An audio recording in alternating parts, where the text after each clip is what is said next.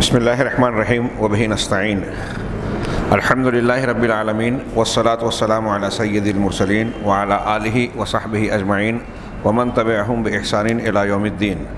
اعوذ باللہ من الشیطان الرجیم. بسم اللہ الرحمن الرحیم. یا ایہا الذین آمنوا اوفوا بالعقود. محترم حاضرین، سورۃ النساء کے بعد قرآن حکیم میں سورۃ المائدہ ہے. یہ سورت بھی مدنی ہے جس کی کل آیات کی تعداد 120 ہے. اس سورت کے 3 نام ہیں: المائدہ، العقود اور الاخیار.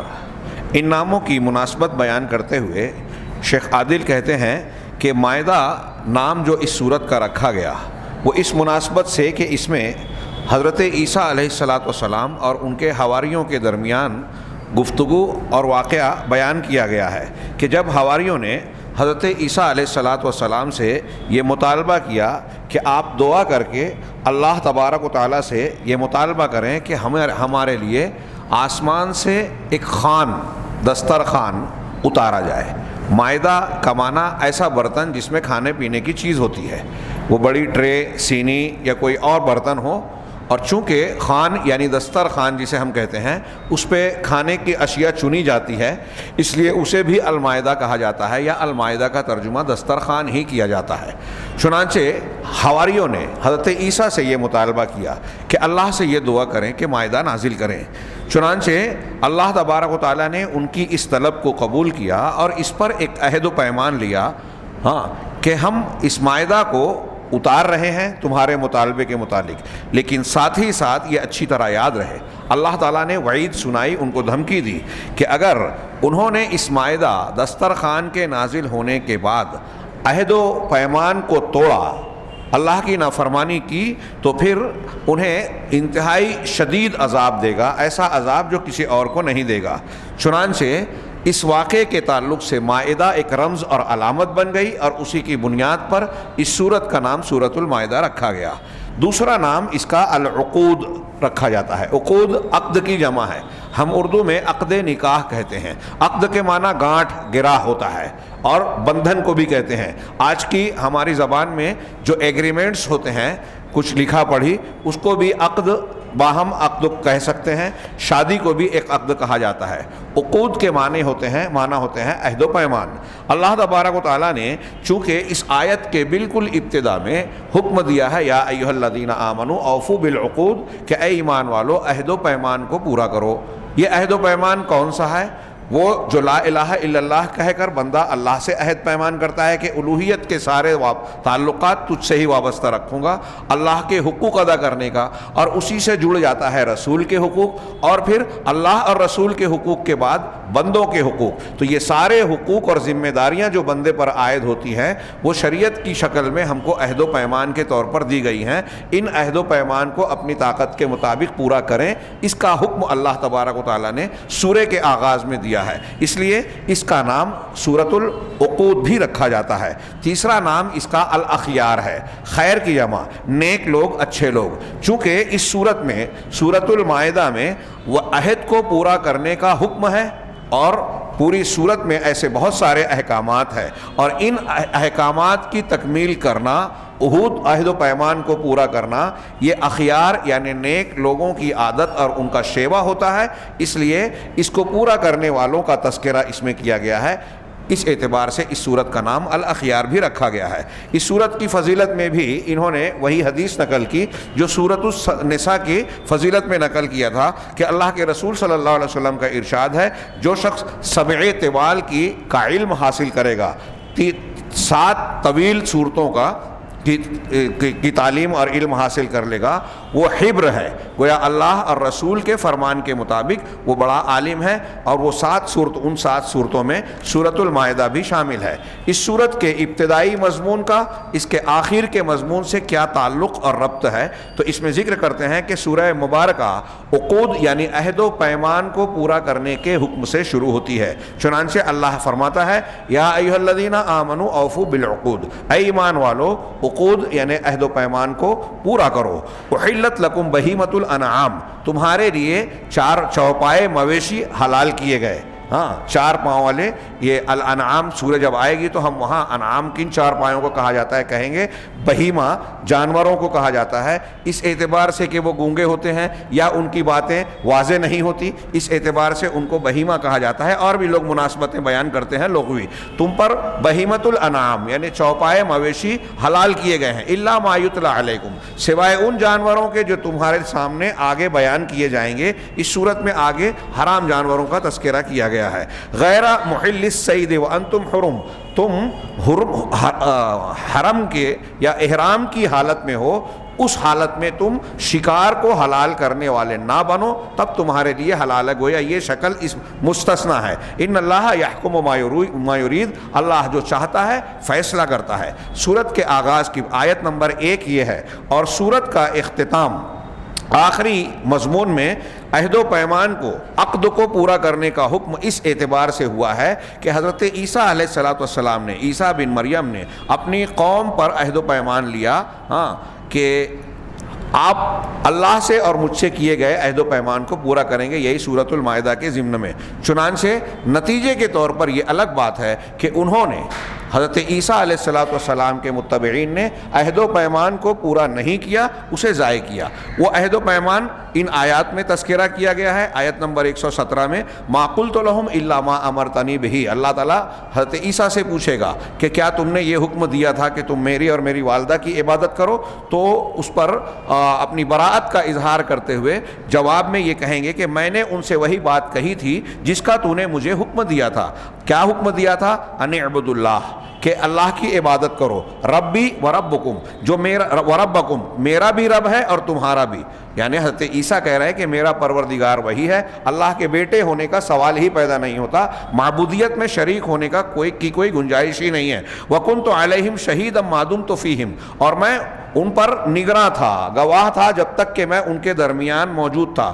فَلَمَّا تَوَفَّيْتَنِي، پھر جب تو نے مجھے اٹھا لیا، دنیا سے اٹھا لیا، كُنْتَ أَنْتَ الرَّقِيبُ عَلَيْهِمْ، تو تو ہی ان پر رقیب اور نگراں تھا۔ وَأَنْتَ عَلَى كُلِّ شَيْءٍ شَهِيدٌ، اور تو ہر چیز پر گواہ ہے، ہر جگہ حاضر ہے علم کے اعتبار سے۔ تو یہ عہد و پیمان کا تذکرہ کرتے ہوئے حضرت عیسیٰ علیہ السلام کا بیان ہے۔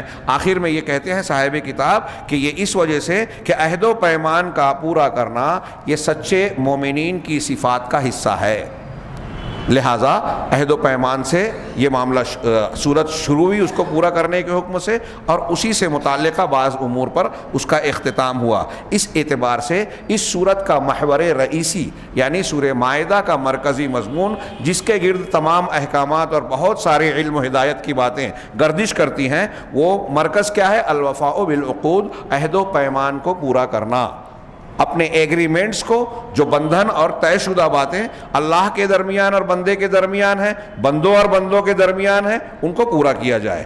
سورت کے سورہ مبارکہ کے کچھ موضوعات اس کا تذکرہ کرتے ہوئے کہتے ہیں کہ یہ سورہ مبارکہ حلال اور حرام والی صورت ہے، جیسا کہ بعض اہل علم اس کا یہ نام بھی رکھتے ہیں کہ اس صورت میں حلت اور حرمت کے بہت سارے احکامات بیان کیے گئے ہیں، اور اس کے جتنے دائرے ہیں، محور ہیں، وہ سب کے سب درج ذیل امور پر گردش کرتے ہیں۔ نمبر 1، الطعام والشراب والصید والذبائح، کھانا پینا، شکار اور ذبیحے، ان چیزوں سے متعلق احکامات بیان کیے گئے ہیں آیت نمبر 1، 3، 4، 87، 88، 96 میں۔ ان امور سے متعلق اور آگے پیچھے کی آیتوں میں بھی ان سے متعلقہ بعض امور کو بیان کیا گیا ہے، کھانا پینا، شکار اور پھر ذبیحہ۔ اس میں شکار کے بھی احکامات بیان کیے گئے ہیں کہ اگر آپ شکار کرتے ہو یا ٹرینڈ کتے کے ذریعے سے شکار کرتے ہو اللہ کا نام لے کر تو وہ آپ کے لیے جائز ہوگا، اور ذبیحے سے متعلق احکامات بھی بیان کیے گئے ہیں۔ دوسرا حکم اس خاندان اور شادی سے متعلق بیان کیا گیا ہے۔ آیت نمبر 5 میں اللہ تبارک و تعالیٰ نے یہ بیان کیا کہ آج کے دن تمہارے لیے طیبات، پاکیزہ چیزوں کو حلال کیا، الیوم احل لکم الطیبات۔ ہاں، پھر تمہارا کھانا اہل کتاب کے لیے اور اہل کتاب کا کھانا تمہارے لیے حلال ہے۔ اسی سے یہ پتہ چلتا ہے کہ اگر یہود و نصارہ کا صحیح طریقے سے ذبیحہ ہو، غیر اللہ کے نام پر نہیں، جھٹکے سے نہیں، ذبیحہ کر کے اگر انہوں نے جانور کاٹا ہے تو مسلمانوں کے لیے ان کا ذبیحہ کھانا جائز ہے۔ اسی آیت میں آگے کہا گیا کہ جو پاک دامن عورتیں مسلمان عورتیں ہیں ان سے بھی تم شادی کر سکتے ہو،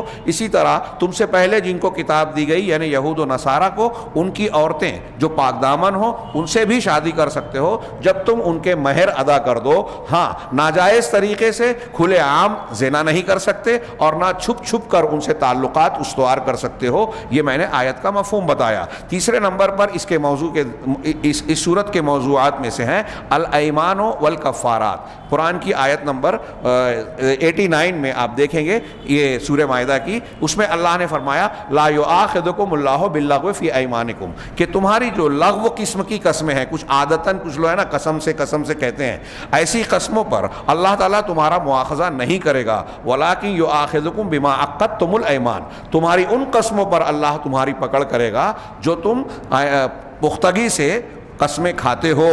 پھر اگر ایسی قسمیں کھا کر تم کو توڑنا پڑ رہا ہے یا توڑ رہے ہو تو اس کا کفارہ بیان کیا گیا، فَكَفَّارَتُ اطعام عشرۃ مساکین من اوسط ما تطعمون اہلیکم او کسوتہم، ہاں کہ اس کا کفارہ یہ ہے کہ 10 مسکینوں کو کھانا کھلاؤ، وہ اوسط کھانا جو تم اپنے گھر والوں کو کھلاتے ہو، یا ان کو کپڑا پہنانا۔ اگر یہ نہیں کر سکتے تو پھر ایک غلام کو آزاد کرنا ہے، یہ بھی نہیں کر سکتے تو 3 روزہ رکھنا ہے۔ یہ کفارہ قسم بیان کیا گیا۔ قسم کے احکامات ہیں۔ نمبر 4 عبادات کے متعلق کچھ احکامات ہیں، اس میں وضو کا حکم ہے، نماز سے متعلق احکامات ہیں، پانی نہ ملے تو اس کے احکامات ہیں، یا ایھا الذین آمنوا اذا قمتم الی الصلاۃ فاغسلوا وجوہکم وایدیکم الی المرافق، یہ آیت وضو کہلاتی ہے، اسی صورت میں ہے۔ اس کے علاوہ اس میں اذان کا تذکرہ بھی ہے، اور غیر مسلمین جو اذان کا مذاق اڑاتے ہیں ان کی مذمت ہے، انہیں غیر عاقل کہا گیا، اور مسلمانوں کے سے کہا گیا کہ ایسے لوگوں سے دوستی نہ گاٹیں۔ وَإِذَا نَادَيْتُمْ إِلَى الصَّلَاةِ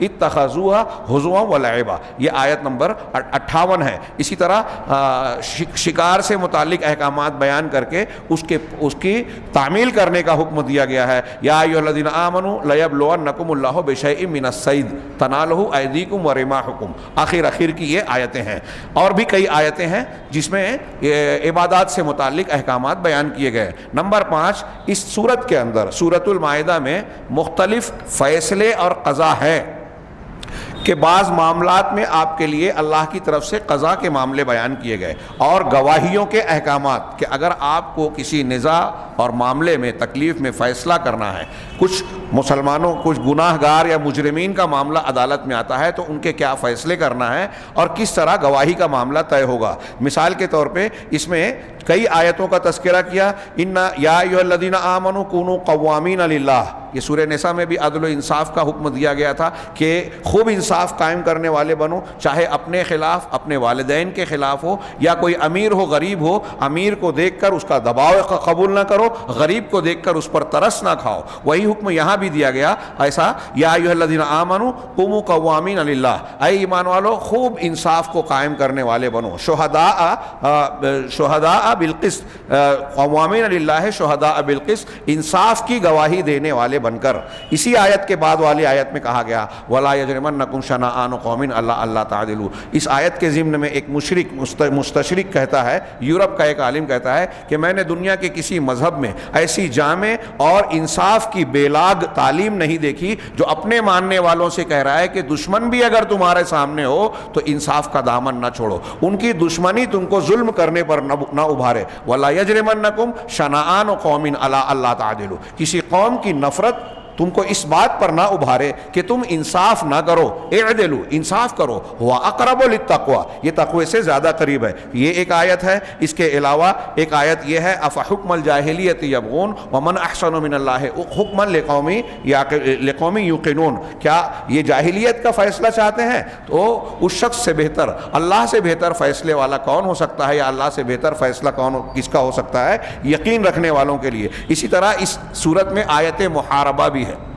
آیت محاربہ یہ آج کے زمانے میں جو دہشت گردی کی سزا ہو سکتی ہے، ہونی چاہیے، قرآن کی یہ آیت بعض اہل علم نے پیش کیا، انما جزاء الذین یحاربون اللہ ورسولہ ویسعون فی الارض فسادا، جو لوگ اللہ اور اس کے رسول کی سے محاربہ، جنگ کا اعلان کرتے ہیں اور زمین میں فساد پھیلاتے ہیں، ان کی سزا یہ ہے ان یقتلوا او یصلبوا، کہ ان کو سختی سے کچل کر قتل کیا جائے۔ یقتلوا نہیں کہا، یقتلوا۔ اب وہ تفسیر کے مقام پر جب ہم جائیں تو اس کی گہرائیاں اور باریکیاں دیکھیں جو الفاظ استعمال ہوئے، ان کو سولی پر چڑھایا جائے، ان کے ہاتھ اور پیروں کو مخالف سمتوں سے کاٹا جائے، زمین سے جلا وطن کیا جائے۔ یہ آیت محاربہ ہے۔ یہ ایک خاص واقعے کے تناظر میں اللہ کے رسول صلی اللہ علیہ وسلم کے صحابہ کو دھوکہ دے کر کچھ لوگوں نے ان کو قتل کیا تھا، ہاتھ پاؤں کاٹے تھے، سلائی پھیر کر ان کی آنکھوں کو نکال دیا تھا، اور زکوٰۃ کے اونٹ اور جانور لے کر بھاگ گئے تھے۔ ان کو جب پکڑا گیا تو ان کے تناظر میں قرآن کی یہ آیتیں نازل ہوئی۔ اس کے علاوہ اور متعدد آیتوں کے نمبر دیے ہیں جن کے اندر یہ جو مجرمین یا گناہگار لوگ ہیں ان کی سزا سے متعلق احکامات بیان کیے گئے ہیں اور شہادتوں سے متعلق احکامات بیان کیے گئے ہیں۔ سورت کے موضوعات میں سے نمبر 6 کے ضمن میں یہ ذکر کرتے ہیں کہ مسلمانوں کا تعلق دوسرے مذہب والوں کے ساتھ کیسا ہونا چاہیے۔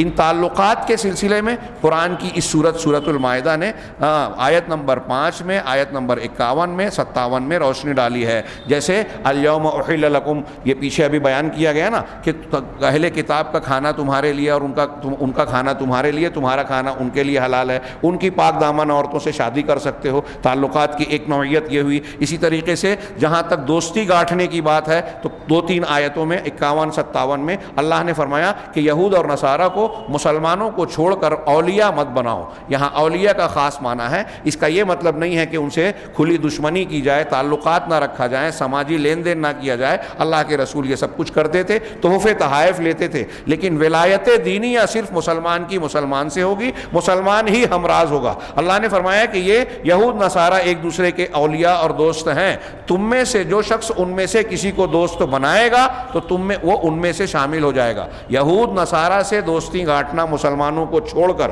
اگر ہم ایسا کرتے ہیں تو ان میں سے ہو جاتے ہیں۔ اسی کو قیاس کیجئے کہ ہم آپس میں جو قرآن و حدیث کو ماننے والے صحیح منہج کے ہیں ان کو چھوڑ کر اگر بدعتیوں کا ساتھ دیتے ہیں تو یہ وعید بھی ہم پر صادق آتی ہے۔ اور آج ہمارے درمیان بہت سارے مسلمان ایسے ہیں جو دوستی اور دشمنی کی ان بنیادوں کو، اس کے معیار اور درجے کو پہچانتے ہی نہیں ہیں۔ آپس میں انبن ہوئی تو اس ایسی دشمنی مول لیتے ہیں صحیح منہج والے سے جو کافر اور مشرک سے بھی نہیں ہو، جو کافر اور مشرک سے ہونی چاہیے۔ آگے ہم بڑھتے ہیں، یہ اور بھی کئی آیتیں ہیں۔ نمبر 7 میں اس سورت مبارکہ نے شریعت کے 5 بڑے مقاصد کو ممتاز انداز میں، یہ بہت اہم بات بیان کرنے جا رہا ہوں، اس تناظر میں جو لوگ غیر مسلموں سے بات کرتے ہیں یا قوانین اور حکومتوں سے متعلق امور پر گفتگو کرتے ہیں وہ اس پر توجہ دیں کہ دنیا میں جتنے بھی قانون بنتے ہیں، حکومتیں چلتی ہیں، ان سب کا مقصد کیا ہوتا ہے؟ ان کا مقصد یہ ہوتا ہے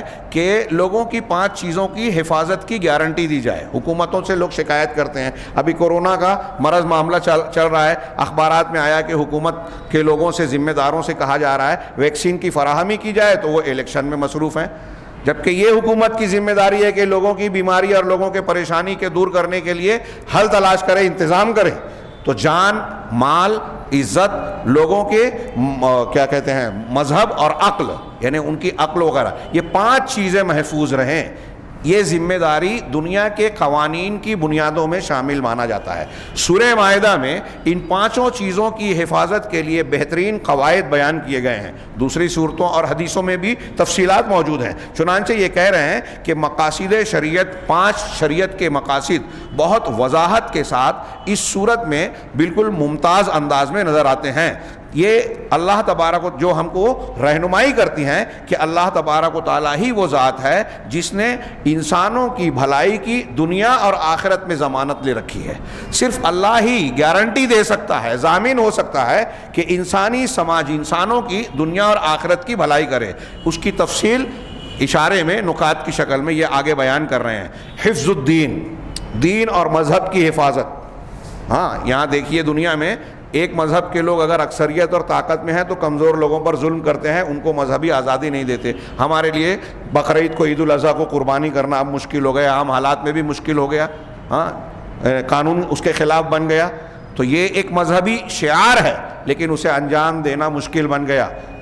یہ میں ایک مثال دے رہا ہوں. ایسے اور بھی معاملات آپ مسلم حکومتوں اور حضرت عمر فاروق خلفائے راشدین کے ادوار میں دیکھیے کہ غیر مسلم کتنے امن سے رہتے تھے. غیر مسلم یہ کہتے تھے کہ ہمیں ہماری مشرک حکومت سے زیادہ حقوق اور امن و امان مسلمانوں کے ماتحتی میں ملتا ہے. اگر کوئی بوڑھا آدمی کام دھندے سے جو ٹیکس دینے والا ذمہ ہوتا تھا اس کو ٹیکس دینے کی طاقت نہیں رہ گئی کمانے کی تو بیت المال سے اس کو ماہانہ خرچ دیا جاتا تھا. آج یورپ اور امریکہ کی حکومتیں ایسے ہی بے روزگاری بھتہ دیتی ہیں. یہ مسلمانوں کی تعلیمات کا حصہ ہے. خیر, تو پہلے دین کی حفاظت کی تعلیم دی. جیسے مثال کے طور پہ سورت کی آیت نمبر 54 میں اللہ تعالیٰ کا ارشاد ہے, مرتد کے بارے میں حکم دیا, یا ایھا الذین آمنوا من یرتد منکم عن دینہ فسوف یأتی اللہ بقوم یحبہم ویحبونہ. یہ مرتد کے بارے میں ذکر کر کے کہا کہ اس کا اللہ کو کوئی پرواہ نہیں ہے. کوئی مرتد ہوتا ہے تو اللہ تعالیٰ دوسری ایک قوم پیدا کر دے گا, وہ اللہ سے محبت کریں گے, اللہ ان سے محبت کرے گا. اور پھر ان کی صفات بیان کی گئی. تو آگے بیان کیا گیا ہے کہ دین کی حفاظت کی جائے گی چاہے اس کے لیے قتال اور جنگ ہی کیوں نہ کرنا پڑے. اپنے دین کا دفاع اور اس کی حفاظت کی جائے گی. سورہ مائدہ میں دین کی حفاظت کی تعلیم دی گئی, اس کے کچھ اسلوب, طریقے, اصول بتائے گئے, اس کی اہمیت بتائی گئی. دوسرے نمبر پر جان کی حفاظت, یعنی کسی انسان کی جان کی قیمت بتائی گئی اور یہ کہ اس کو محفوظ رکھا جائے گا. چنانچہ اس صورت کے اندر آدم کے 2 بیٹوں کا واقعہ بیان کیا گیا جن کا روایتوں میں نام ہم جانتے ہیں, حابیل اور قابیل. قابیل نے حابیل کو قتل کیا. اس واقعے کا تذکرہ ہے. دونوں نے قربانی کی, ایک کی قبول ہوئی دوسرے کی نہیں ہوئی. اس نے کہا میں تمہیں قتل کروں گا, تو حابیل نے کہا کہ اگر تم مجھے قتل کرنے کے لیے ہاتھ بڑھائے گا تو میں تجھے قتل نہیں کروں گا. اللہ تعالیٰ متقی نیک لوگوں سے ان کی قربانیاں قبول کرتا ہے. آگ آتی تھی اس زمانے میں جس کی قبول ہو جاتی تھی قربانی اس کو جلا دیتی تھی. تو حابیل کی قربانی قبول ہوئی, قابیل کی قبول نہیں ہوئی, تو اس نے قتل کر دیا. اور پھر اس کا واقعہ نقل کیا. آگے اس کا تھوڑا سا تذکرہ آ رہا ہے. اس کے فوراً بعد اللہ تبارک و تعالیٰ نے واقعے کے بعد کہا من اجل ذالک کتبنا علی بنی اسرائیل انہ من قتل نفسا بغیر نفس او فساد فی الارض فکأنما قتل الناس جمیعا. اسی وجہ سے ہم نے بنی اسرائیل پر یہ فرمان طے کر دیا, یہ لکھ دیا کہ جو شخص کسی جان کو مارے گا بغیر نفس, کسی جان کے بدلے میں نہ ہو اور نہ ہی زمین میں فساد کی وجہ سے کسی کو ناحق مارتا ہے تو فکأنما قتل الناس جمیعا, تو گویا اس نے ساری انسانیت اور سارے انسانوں کو قتل کیا. ایک آدمی کو ناحق قتل کرنا بغیر فساد کے, بغیر کسی نفس کے بدلے کے, ساری انسانوں کا قتل ہے. اور ایک کو زندہ یا ایک کی جان بچانا سارے انسانوں کی جان بچانا ہے. اس سے انسانی جان کی حرمت بھی پتہ چلی اور اس کی حفاظت کی تعلیم بھی دی گئی. گویا اس میں حفظ النفس, جان کی حفاظت کی تعلیم ہے. تیسرے نمبر پر عقل کی حفاظت, اس لیے کہ جو ہے عقل کی حفاظت کیسے ہوتی ہے, ان تمام چیزوں پر روک لگا دینا جس سے انسان کا ذہن, دماغ, عقل و ہوش متاثر ہوتا ہے. چنانچہ اس صورت میں شراب کو حرام کیا گیا, شراب اور جوئے کو حرام کیا گیا جس سے عقل اور مال کی حفاظت ہوتی ہے. یا ایھا الذین آمنوا انما الخمر والمیسر والانصاب والازلام رجس من عمل الشیطان فاجتنبوہ لعلکم تفلحون. اے ایمان والو, یقیناً شراب, جوا اور یہ تھان, یعنی جو مزارات مشاہد ہیں, تھان اور پانسے, یہ پانسے جو شگون کے ہوتے ہیں, پانسے, یہ ساری چیزیں گندگی ہیں, شیطانی عمل میں سے ہے, لہٰذا تم اس سے بچو تاکہ کامیاب ہو جاؤ. تو عقل کی حفاظت کی بھی تعلیم ہے. نمبر 4 پر حفظ العرض, عزت کی حفاظت. آیت نمبر 5 میں شادی سے پہلے مرد اور عورت کے تعلقات میں پاک دامنی ہونی چاہیے. شادی کا حکم ابھی آپ نے الیوم احل لکم الطیبات کا میں نے مفہوم بیان کیا, اس میں کہا ہے نا کہ مرد اور عورت چوری چھپے یا کھلے عام زنا نہ کریں, بلکہ اگر دونوں کو تعلقات قائم کرنا ہے تو مہر ادا کر کے اصول کے ساتھ میں شادی کریں. تو گویا اس سے عزت کی حفاظت ہوتی ہے, خاندان کی حفاظت ہوتی ہے. اس کی بھی تعلیم دی گئی. اس کے علاوہ بھی دوسرے مقامات پر اس کی تعلیم دی گئی. حفظ المال, اور پانچویں نمبر پر شریعت کا جو پانچواں مقصد بیان کیا کہ مال کی حفاظت. آیت نمبر 38 میں حدود کی تشریح کی گئی, کچھ سزائیں مقرر کی گئی کہ اگر کوئی شخص کسی کا مال ناجائز طریقے سے چوری کر کے لیتا ہے تو اس کو کیا سزا دی جائے. اللہ نے فرمایا والسارق والسارقۃ فاقطعوا ایدیہما. یہ سورہ مائدہ میں آپ نے سنی کہ چور اور چورنی دونوں کے ہاتھوں کو کاٹ دو, جزاء بما کسبا نکالا من اللہ. یہ اللہ کی طرف سے عبرتناک سزا ہے, ان کے کیے کا بدلہ ہے. ہاں, یہ لوگوں کے مال کو محفوظ بنانے کے لیے, لوگوں کو روکنے کے لیے یہ سزا متعین کی گئی ہے. کچھ لوگ اسے پہلے یہ کہتے تھے کہ یہ وحشیانہ سزا ہے, آج بھی کچھ جاہل لوگ ایسی باتیں کہتے ہیں, لیکن ایک آدمی کے ہاتھ کو بچا کر وہ پورے سماج کے مال کو خطرے میں ڈالتے ہیں. ایک آدمی یعنی چور کے ہاتھ کو اگر کاٹا جائے تو تمام لوگوں کا مال محفوظ ہوتا ہے. کون سا یہ غلط قانون ہے؟ جس آدمی کی پوری تنخواہ یا جمع پونجی, شادی کے لیے جمع کی ہوئی رقم کوئی چور جب چوری کر لیتا ہے تو اس پر کیا بیتتی ہے. اور اس سے پوچھئے کہ اگر چور اس کے ہاتھ لگ جائے تو وہ کیا کرے گا, تو وہ کہے گا کہ میں گردن مار دوں گا. وہ گردن مارنے کی بات کہتا ہے, اسلام ہاتھ کاٹنے کی بات کرتا ہے. آپ کہتے ہو کہ یہ سخت سزا ہے.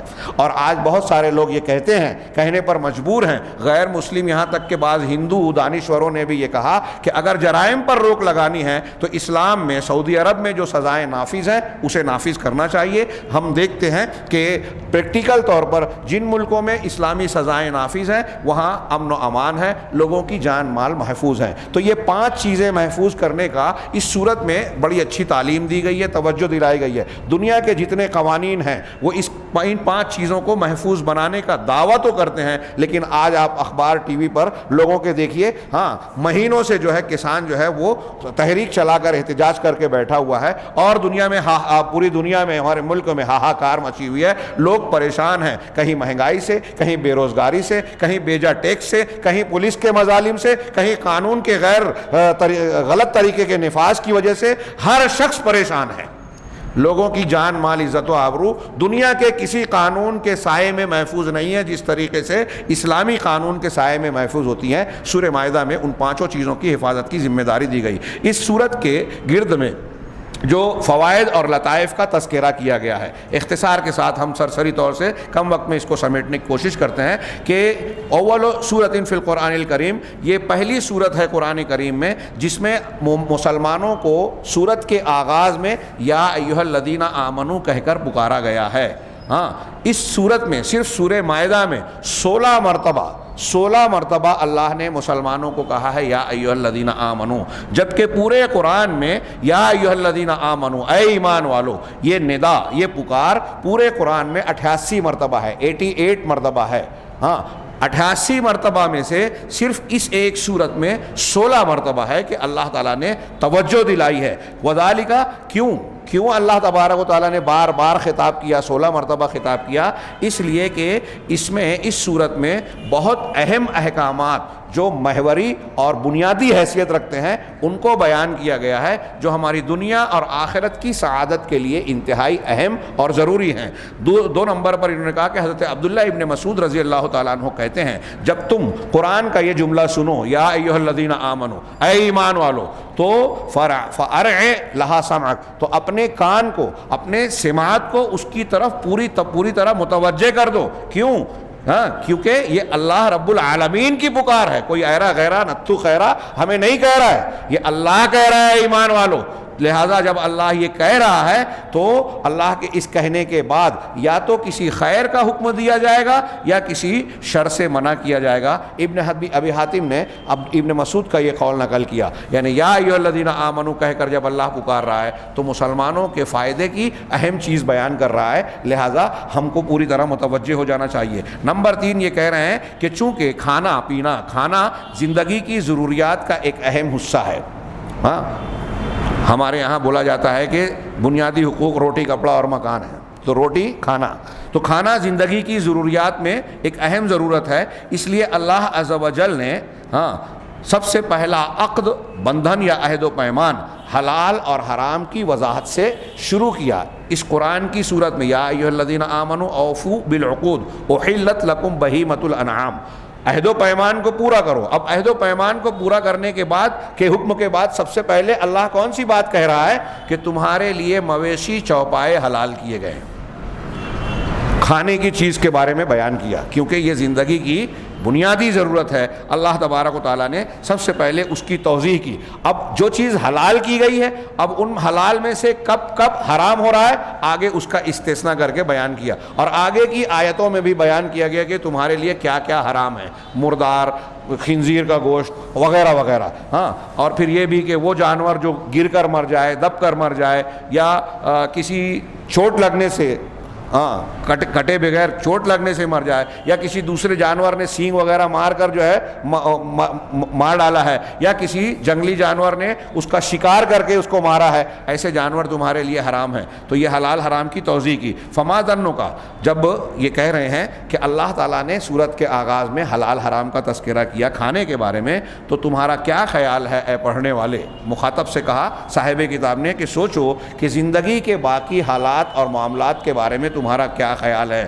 کیا ہم پر یہ واجب نہیں ہوتا کہ ہم ان سارے امور میں حلال اور حرام کی رعایت کریں.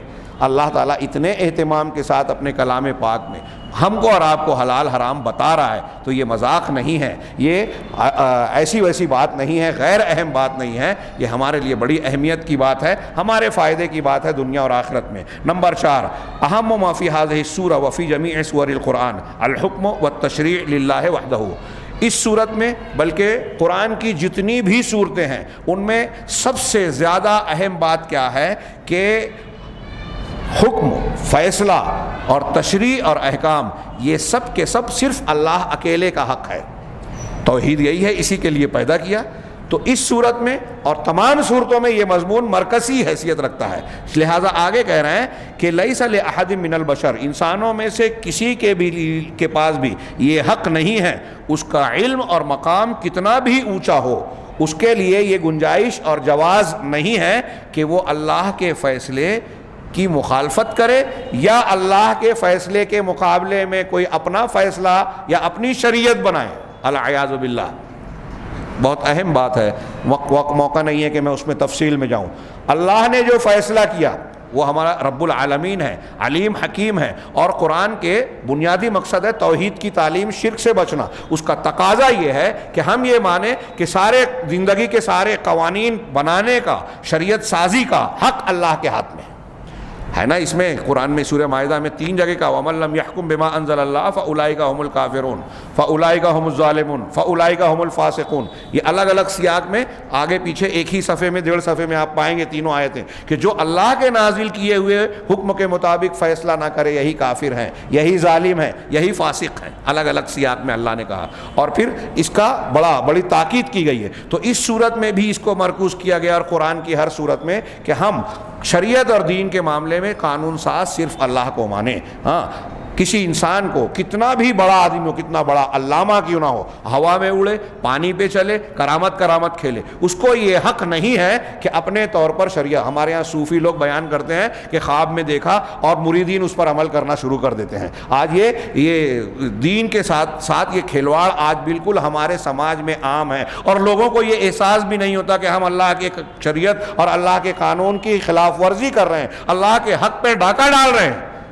لوگوں کے بنائے ہوئے قانون کو اگر کوئی مانتا ہے, شریعت کو مانتا ہے, عبادت کو قبول کرتا ہے, بدعات کو اختیار کرتا ہے, تو وہ شریعت بنا رہا ہے اللہ کے مقابلے میں. یہ حق اللہ کے سوا کسی کا نہیں ہے. نمبر 5, جب ہم اس صورت کے آغاز سے دیکھیے, انہوں نے پھر سے ایک بڑی پیاری بات کہی کہ من اول سورۃ البقرہ الی المائدہ, سورہ بقرہ کے آغاز سے سورہ مائدہ تک اگر ہم غور کریں, سورہ بقرہ, سورہ آل عمران, سورہ نساء اور اب سورہ مائدہ, ان پر آپ ایک کے بعد غور کریں, ان کے مضامین پر, تو ہم دوسرے مذاہب کے ساتھ, حق کے مقابلے میں باطل ادیان کے ساتھ درجہ بدرجہ تدریجی طور پر خطاب پائیں گے کہ اللہ تبارک و تعالیٰ نے بڑے اچھے, بڑے پیارے فطری انداز میں درجہ بدرجہ خطاب کیا ہے دوسرے مذاہب والوں سے.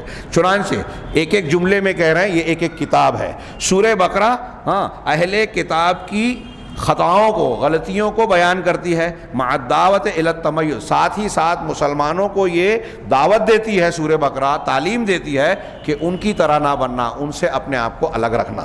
اہل کتاب بنی اسرائیل نے کیا کیا کیا سورہ بقرہ میں آپ نے پڑھا سنا.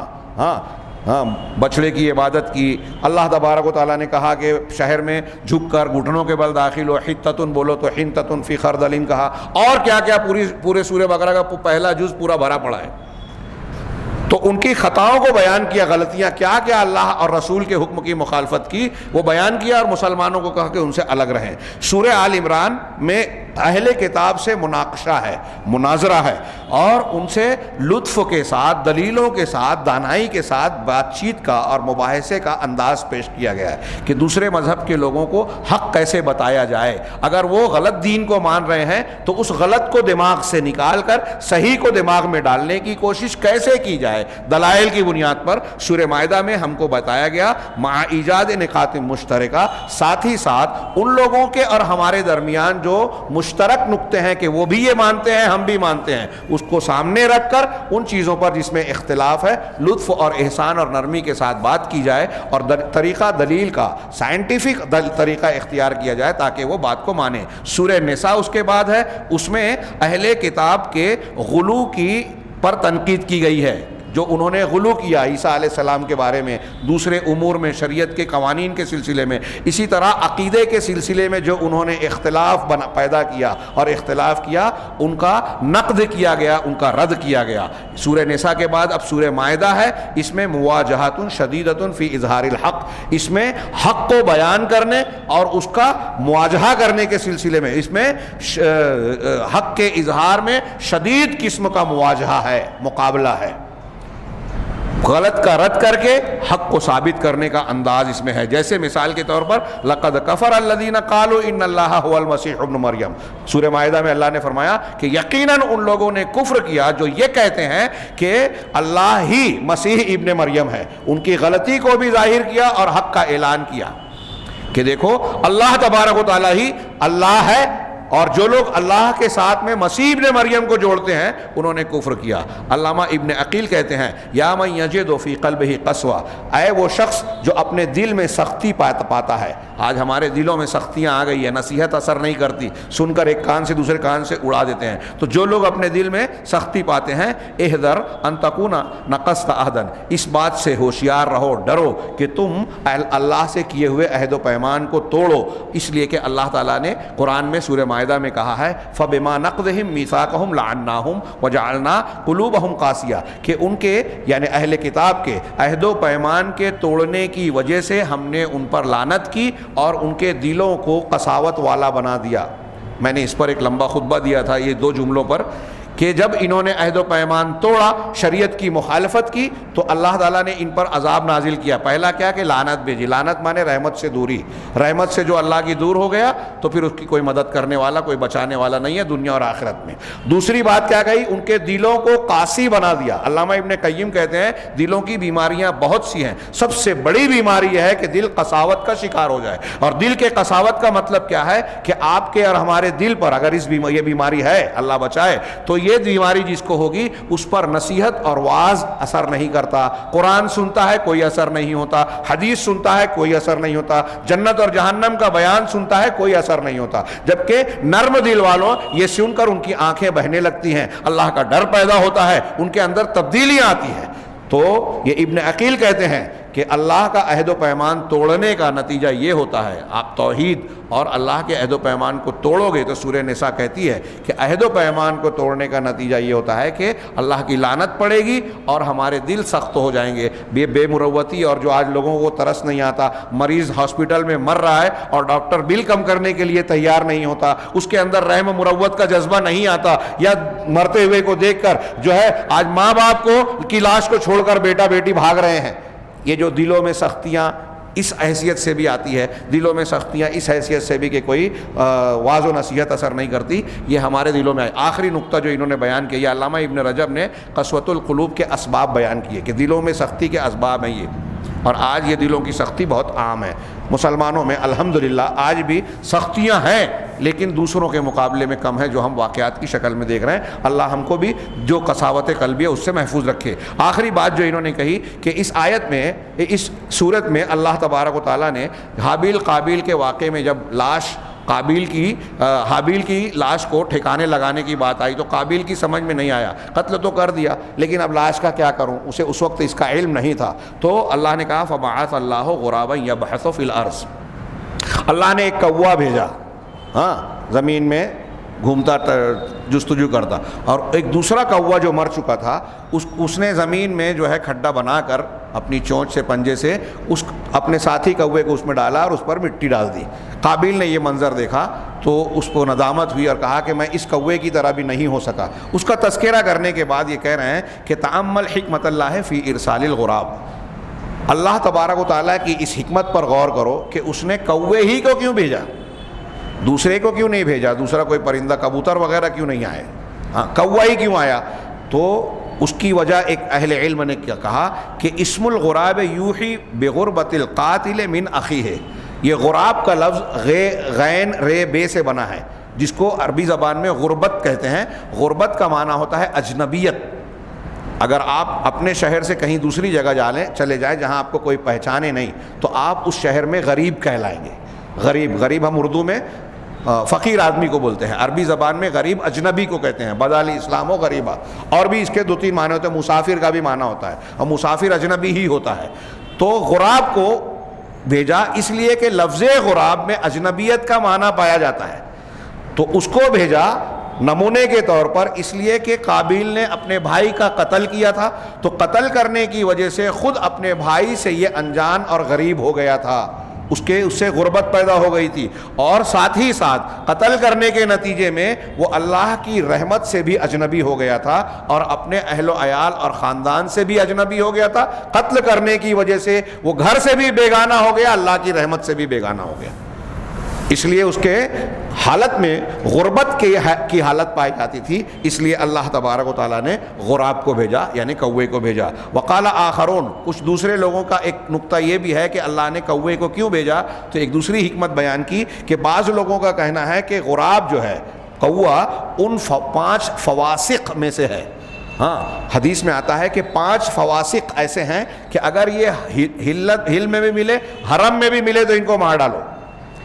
ہاں حرم میں بھی ملے، الکلب العقور، کٹخانا کتا، اس میں چیتے پھاڑ کھانے والے جانور سب آ گئے، چیل، کوا، سانپ بچھو، یہ سب ان فواسق میں آتے ہیں۔ اس میں چھپکلی کو بھی کہا گیا کہ اگر یہ فواسق حرم میں بھی ملتے ہیں، حرم میں کسی بھی جاندار کو مارنا منع ہے، لیکن اگر یہ 5 جانور حرم میں بھی ملتے ہیں تو ان کو مار دیا، جن کے حل اور حرم میں قتل کرنے کا اللہ کے نبی صلی اللہ علیہ وسلم نے حکم دیا ہے۔ غراب ان 5 فواسق میں شامل ہے، جیسا کہ اس حدیث میں ہے جس کو بخاری نے روایت کیا ہے، اور ابن آدم نے، یعنی جس کو ہم قابیل کہتے ہیں، جس نے اپنے بھائی حابیل کو قتل کیا تھا، اس ابن آدم نے قتل کر کے سب سے بڑے فسق کا ارتکاب کیا تھا۔